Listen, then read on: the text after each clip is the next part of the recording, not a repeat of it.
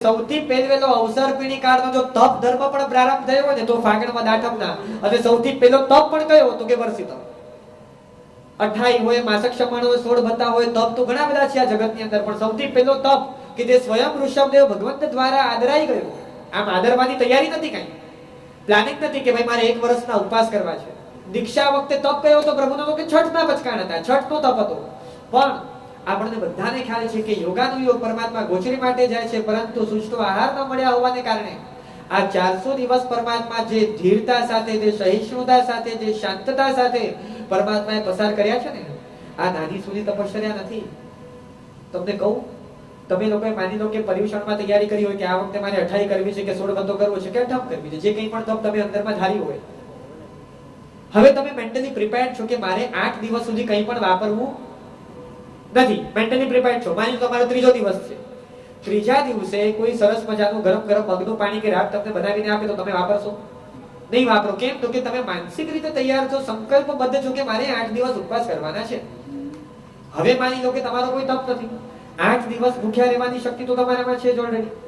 મારે તમને એટલું જ પૂછવું છે કે આ આપણી ધીરતા ડાઇનિંગ ટેબલ ઉપર વાપરવાની પ્રિપેરેશન સાથે બેઠા પછી આપણે આપણી જાતને કેટલું શાંત રાખી શકીએ?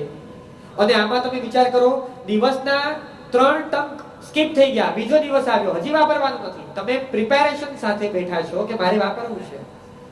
આપણે 1 દિવસ પણ પસાર ન કરી શકીએ, 2 દિવસ પણ ન રાહ જોઈ શકીએ કે ભાઈ મને વાપરવું છે અને ઘરમાં કેમ આપ્યું નથી. આપણી કેપેસિટી 28 ની છે, આપણે 8 દિવસ ભૂખ્યા રહી ચૂક્યા છે, પણ સ્ટીલ જ્યારે તૈયારી હોય છે ને, તમે વિચાર કરો, અહીંયા 400 દિવસ નીકળ્યા છે, પરમાત્મા ગોચરી માટે જાય છે, ઉભા રહે છે. જેમણે પોતે આહાર ચર્યા શીખવી, પાક કલા શીખવી, તેમને બિલકુલ એવું નથી થતું કે આ ગાંડા યુગલિયા અમને મેં બધું શીખવાડ્યું, છતાં મને દીકરી આપે છે, દાગીના આપે છે, રાજમહેલ આપે છે, કોઈ ઘોડો આપે છે, કોઈ હાથી આપે છે, કોઈ રથ આપે છે કે પરમાત્મા આ ગ્રહણ કરો, અહીંયા ધારણ કરો, અહીંયા ઉતરો, અહીંયા બિરાજો, અહીંયા સુવો. પણ આપણે કોઈને એટલી અક્કલ નથી કે મને આ જોઈએ છે. કોઈક આખા ફળ આપે છે. હવે સચિત હોવાને કારણે ભગવાન તો લેશે નહીં. ભગવાન ઈશારો નથી કરતા કે ભાઈ કટ કરી આપો, થોડી વારમાં પાછો આવો, 48 મિનિટ પછી, એવું નથી કહેતા. કહેવાના છે ભગવાન તો જતા રહે, બીજા દિવસે આવશે. બાજુમાં પડ્યું હોય, કટ કરેલું એપલ બાજુમાં પડ્યું હોય અને કોઈક આખો એપલ આપે, તમે સમજ્યા? પરમાત્મા ઈશારો પણ નહીં કરે. ખ્યાલ આવે છે શું કહું છું? ધીરતા કેટલી! મારે તમને પૂછવું છે, આપણી કલ્પના પહોંચે ત્યાં સુધી હે? ધીરજ કેટલું, સહિષ્ણુતા કેટલી, સંયમ કેટલો, શાંતતા કેટલી!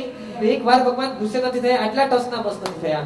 વળી પાછું શ્રેયાંશ કુમારે જ્યારે ઇન્સ્યોરન્સના પારણા કરાવ્યા ને, જ્યારે ન મળ્યું ત્યારે શોક નહીં, અને જ્યારે મળ્યું ત્યારે હર્ષ નહીં, રાજીપો નહીં. કેવી ક્ષમતા, કેવું ધૈર્ય! આજે ભગવાનને પ્રાર્થના કરી છે, પરમાત્મા જ્યારે ધારી સફળતા ના મળે ત્યારે અમને યાદ આવજો. ધૈર્ય ધન ખૂટે ને ત્યારે પ્રભુજી તમે સ્મરણમાં આવજો કે પરમાત્મા તમે 400 દિવસ શું, અને આજે 400 દિવસનો વારસો, એ 400 દિવસના ઋષભદેવ ભગવાનના ગુણોને યાદ કરીને આજે લાખોની સંખ્યામાં તપસ્વીઓ અસંખ્ય વર્ષો થયા, પણ આ વર્ષી તપ પ્રારંભ રાખ્યું છે ઋષભદેવને યાદ કરીને, એમના ગુણોની અનુમોદના છે.